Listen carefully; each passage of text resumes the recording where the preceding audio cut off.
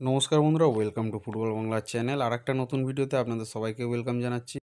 ঠিক তাই বন্ধুরা, যেমনটা আপনারা থাম্বনেলে দেখছেন, ভিডিও শেষে সেই নিয়ে আলোচনা করব। ভিডিওটি শেষ পর্যন্ত দেখলে বন্ধুরা আপনারা ডিটেলসটা ভালো করে জানতে পারবেন। আর আজকের ভিডিওতে আলোচনা করব মোহনবাগানের কিছু আপডেট, চোট আপডেট আর ট্রান্সফার আপডেট নিয়ে আজকের ভিডিওতে আলোচনা করব। তো আশা করছি ভিডিওটা আপনাদের ভালো লাগবে, ভিডিওটি শেষ পর্যন্ত দেখবেন। বন্ধুরা, এতদিন পর ভিডিও বানানোর একটাই কারণ, মোহনবাগানের যা পারফরমেন্স আমি তিনটে খেলাই কিন্তু দেখতে গেছিলাম, কিন্তু আমার এতটা বাজে লাগলো খেলা দেখে। এরকমভাবে গোল খাওয়ার মতো কিন্তু আমরা টিম বানাইনি। তো আজকে প্রথমেই চলে আসবো চোট আপডেট নিয়ে। চোট আপডেট বলতে বন্ধুরা, সাহাল আব্দুল সামাদকে কিন্তু আমরা প্র্যাকটিস করতে দেখেছিলাম, তবে আবারও সেই প্র্যাকটিসের মাঝেই তার সেই পুরনো চোটে আবার লেগে যায়, যার ফলে কিন্তু সে এখনও পর্যন্ত ম্যাচ ফিট নয়। তবে প্র্যাকটিসও খুব একটা ভালোভাবে করতে পারলো না আজকে। তো আজকে থেকেই ট্রান্সফার উইন্ডো যেহেতু শুরু হয়ে গেছে, সেহেতু আজকে থেকেই কিন্তু প্র্যাকটিসও চালু হয়েছে। আজকের প্র্যাকটিস দেখে বন্ধুরা সাহালকে মনে হলো না কিন্তু খুব তাড়াতাড়ি সাহাল মাঠে ফিরতে পারবে বলে, কিন্তু সাহালের সুপার কাপটাও মিস হয়ে যেতে পারে, এটাই মোটামুটি ধারণা করা যাচ্ছে সাহালের চোট দেখে। এখান থেকে রিকভার করতে গেলে কিন্তু বন্ধুরা বেশ কয়েক মাস সময় লাগতে পারে সাহাল আব্দুল সামাদ। এরপর বন্ধুরা চলে আসবো সোজা দিমি পেত্রাতসের ট্রান্সফার আপডেট নিয়ে।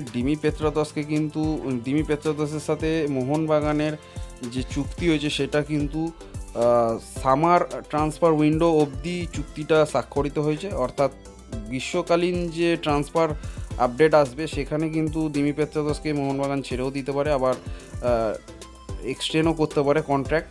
তো সেক্ষেত্রে মোহনবাগান কর্মকর্তারা চাইছে এই উইন্টার ট্রান্সফার উইন্ডোতে দিমি পেত্রাতসকে দিয়ে কন্ট্রাক্টটা এক্সটেন্ড করানোর, যাতে কন্ট্রাক্ট আরও কিছু দিনের আরও কয়েক বছরের জন্য যাতে দিমিকে আমরা মাঠে দেখতে পারি এবং তার পারফরমেন্স আমরা এনজয় করতে পারি। সেক্ষেত্রে কিন্তু মোহনবাগান কর্মকর্তারা চেষ্টা চালিয়ে যাচ্ছে। এরপর সরাসরি চলে আসবো বন্ধুরা মোহনবাগানে কিছু রিউমার্স নিয়ে।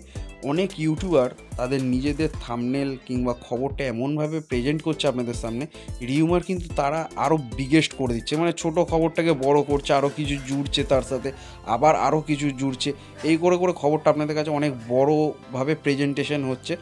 তো তাদেরকে বলবো, খবর সঠিক না থাকলে গুজব ছড়িও না, তাতে সমর্থকদের অনেক সমস্যা হয়।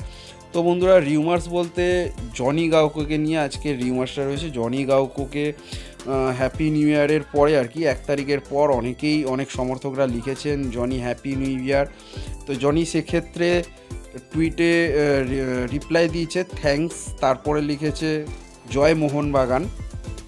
তো এটা নিয়েই রিউমার্সের শুরু। কীরকম, কিছু ইউটিউবার বলছে জনি থ্যাঙ্কস লিখেছে, জনি আর মোহনবাগান আসতে চাইছে না, জনি মোহনবাগান ছেড়ে চলে যাচ্ছে। আবার কিছু ইউটিউবার এটা বলছে যে জনি জয় মোহনবাগান লিখেছে, অর্থাৎ জনি আবারও মোহনবাগানে ফিরে আসতে চাইছে। এই সব বন্ধুরা, এই কথাগুলো কিন্তু নর্মাল কথা, থ্যাঙ্কস, জয় মোহনবাগান, এ তো জনি বলবেই, এতদিন খেলেছে ক্লাবে। তাকে নিয়ে কিন্তু কোনো খবর পাকাপাকিভাবে এখনও পর্যন্ত মোহনবাগান কর্মকর্তারা জানায়নি। অতএব জনি গাউকোকে নিয়ে কোনো কমেন্ট আমি করতে চাই না, কিন্তু অন্যান্য ইউটিউবাররা যেটা করছে সেটা একদমই কাম্য নয়। তো বন্ধুরা, চলে আসি আর একটা আপডেট নিয়ে। মোহনবাগান কিন্তু 2টো ইন্ডিয়ান প্লেয়ারকে সাইন করাতে চলেছে এই ট্রান্সফার উইন্ডোতে। তার মধ্যে চিংলেন সিং সানা একজন আছে। চিংলেন সিং সানা এখনও পর্যন্ত হায়দ্রাবাদ থেকে আসতে পারবে কি না সেটাও কিন্তু কনফার্ম নয়। হায়দ্রাবাদের একটু স্টোরিটা অন্য আছে, সানাকে ছাড়তেও চাইছে না। এবার সানা মোহনবাগানের প্রস্তাবে রাজি, মোহনবাগানে আসতে চাইছে। তো এইটা নিয়ে একটু পরে আবার একটা ভিডিও করা যেতে পারে। তবে সানাকেও একটা টার্গেট করা হচ্ছে মোহনবাগানে আনার জন্য, এবং সাহিল তাবেরা, এই দুটো নামই উঠে আসছে। এবং মোহনবাগান কিন্তু বন্ধুরা একটা সিডিএম কিংবা লেফট ব্যাক, একটা লেফট উইং ব্যাক, এরকম কিছু প্লেয়ারকে কিন্তু মোহনবাগান আনতে চাইছে, খুঁজছে আর কি। এদের মধ্যেই কোনো রকম একটা পজিশনের প্লেয়ারকে কিন্তু মোহনবাগান দলে নেবে এই ট্রান্সফার উইন্ডোতে, তাও আবার ইন্ডিয়ান প্লেয়ার। ফরেন নিয়ে কোনো আপডেট এখনও পর্যন্ত মোহনবাগান থ্রুতে আমরা পাইনি, আর রিলায়েবল জায়গা থেকে খবর পাই বলে কিন্তু বন্ধুরা আপনাদেরকে আপডেটটা দিই। আদারওয়াইজ এদিক ওদিক থেকে খবর নিয়ে কিন্তু আমরা দিই না, যেহেতু খবরটা আমরা একদম কারেক্ট সোর্স থেকে পাচ্ছি, তাই কিন্তু বন্ধুরা আমাদের খবরে আপনারা ভরসা করতে পারেন। আর বিদেশিদের মধ্যে বন্ধুরা দুটো নাম আবার ভেসে আসে, 2-3টে নাম আরও ভেসে আসছে, মানে রিউমার, অ্যাজ এ রিউমার হিসেবে ভেসে আসছে। তাদের মধ্যে একজন হচ্ছে একটা বিখ্যাত মাপের সেন্ট্রাল ব্যাক, এবং সেকেন্ড জন হচ্ছে উইং থেকে গোল করা একজন স্ট্রাইকার, উইং থেকে ঢুকে গিয়ে গোল করতে পারে। তো উইং থেকে যে ঢুকে গিয়ে গোল করতে পারে তাদের মধ্যে সনি নটির নাম আসছে, রবসন রবিনো। বন্ধুরা এই নামগুলো কিন্তু গতকাল থেকে আবার একটা মার্কেটে রিউমার ছড়ানো, ইউটিউবাররা চেষ্টা করছে, কিন্তু এর মধ্যে কতটা সত্যতা আছে সেটা কিন্তু এখনও পর্যন্ত জানা যাচ্ছে না, যেহেতু কারেক্ট সোর্স থেকে কিন্তু খবরগুলো আসেনি এখনও পর্যন্ত। এটা মার্কেটে চলছে এখন। বন্ধুরা এই ইউটিউবারদের তথ্য অর্থাৎ যা রিউমার তারা ছড়াচ্ছে সেটা কিভাবে ভুল প্রমাণিত হয় সেটা একবার একটুখানি বিচার করে ভালোভাবে চিন্তা করে দেখলেও বোঝা যাবে। আর 6-7 দিন পরেই কিন্তু সুপার কাপ চালু হতে চলেছে, এবং এরা যেটা বলতে চাইছে রবসন রবিনো কিংবা সনি নড্ডি এদেরকে যে নিয়ে আসবে, এরা তো এসেই সঙ্গে সঙ্গে খেলতে পারবে না, অর্থাৎ সুপার কাপটা খেলতে পারবে না। এবার সুপার কাপের পরে জন্য আর কি এদেরকে নেওয়া হচ্ছে, মানে সেকেন্ড লিগের জন্য আর কি সনি নড্ডি বা রবসন রবিনো এদেরকে নেওয়া হবে।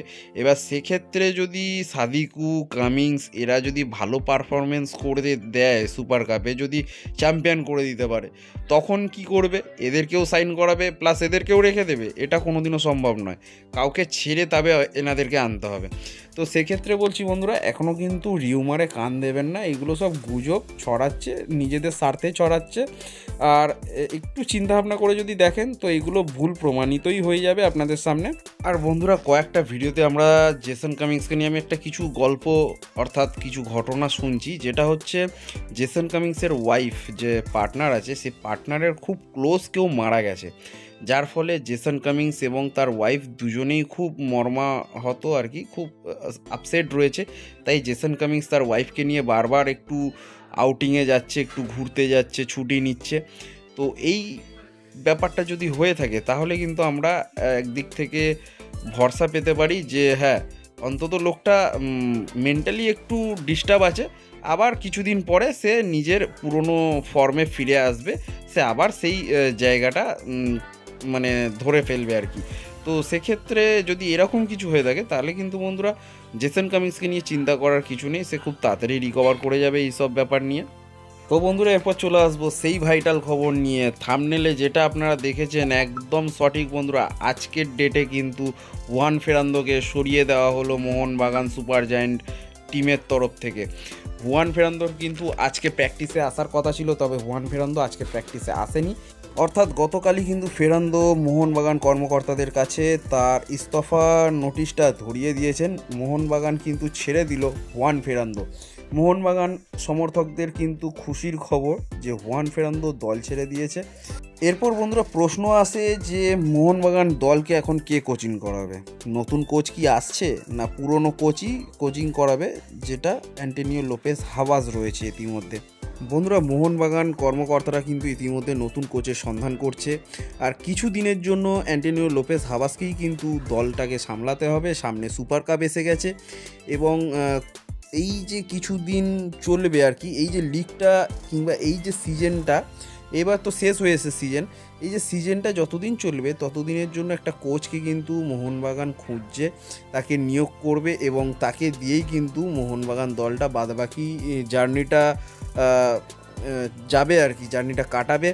তো বন্ধুরা আপনাদের কিছু কিছু সমর্থকরা যারা জুয়ান ফেরান্দোর বিদায় দাবি করছিলেন, তাদের কিন্তু আজকে খুশির দিন, খুশির খবর। বন্ধুরা আমাদের এই ছোট্ট পরিবারের যদি আপনারা সদস্য হতে চান অবশ্যই চ্যানেলটিকে সাবস্ক্রাইব করে নেবেন, আর ভিডিওটি ভালো লাগলে তো একটা লাইক দেবেনই। আপনাদের ছোট্ট ভাই আপনাদেরকে এত কেয়ার করছে আর এত খবর দিচ্ছে।